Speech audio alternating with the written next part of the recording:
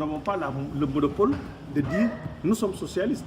Parce qu'ici en France même, il y a des socialistes qui sont dans le Parti socialiste français, il y a des socialistes qui sont en dehors du Parti socialiste français. Au Sénégal aussi, il y a des socialistes qui sont dans le Parti socialiste du Sénégal, il y a des socialistes qui sont en dehors du Parti socialiste du Sénégal. Vous vous souvenez qu'un de nos anciens camarades avait créé le Parti socialiste authentique, d'autres avaient créé le RSD. Eux tous, ils se réclament être socialistes. Mais c'est une chose que de dire je suis socialiste, c'est une chose que de dire aussi que je suis, c'est une autre que de dire que je suis membre du Parti socialiste du Sénégal. Il y a un certain nombre de camarades qui ne sont plus membres du Parti socialiste du Sénégal. Les décisions ont été prises à ce niveau-là. Est-ce que sur le plan, on peut abuser, sur le plan judiciaire, des démarches peuvent être entamées parce qu'il y a deux coordinations ici en France. Est-ce que sur le plan judiciaire, il y a des démarches qui peuvent être faites pour couper la tête Non, ça c'est pas possible. Parce que, vous savez, dans un parti, quand on y est... Ça a été fait au Sénégal pourtant avec la Gina. Oui, dans un parti, quand on y est, la seule référence pour prendre des décisions, ce n'est pas la compétence, ce n'est pas le nombre de diplômes, ce n'est pas l'ethnie, ce n'est pas la naissance. Le seul critère pour prendre des décisions dans un parti, c'est la règle de la majorité. Et tout le monde sait qu'au Sénégal, la décision qui a été prise par la majorité du parti d'aller au référendum en votant oui, c'est une décision majoritaire. Tout le monde sait au Sénégal que la décision qui a été prise pour aller aux législatives dans le cadre de la coalition Benno Bokk Yakaar était une décision majoritaire. La preuve, les camarades qui nous avaient reproché de vendanger les intérêts du parti. Au final, la ligne institutionnelle du parti a eu 15 députés.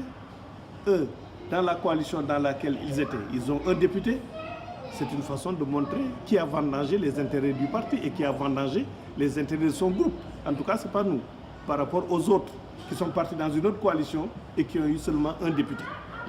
En clair, l'avantage du Parti socialiste, c'est d'accompagner le Macky Sall que de tenter quand même de conquérir le pouvoir. En gros, c'est ce que vous voulez nous dire? Je voudrais indiquer que l'ambition du Parti socialiste de reconquérir le pouvoir, c'est une ambition qui est restée intacte, qui ne fait l'objet d'aucun doute. Ça, c'est une évidence de dire qu'un parti politique qui est créé, c'est pour conquérir le pouvoir. Un parti politique qui est au pouvoir, c'est d'y rester le plus longtemps possible. Un parti politique qui a perdu le pouvoir, c'est de le reconquérir le plus tôt possible. Donc cette ambition et cet objectif de reconquérir le pouvoir est intact. Maintenant, dans les discussions, il peut y avoir des différences dans les stratégies pour arriver. Et quel est le moment idéal pour essayer de reconquérir le pouvoir?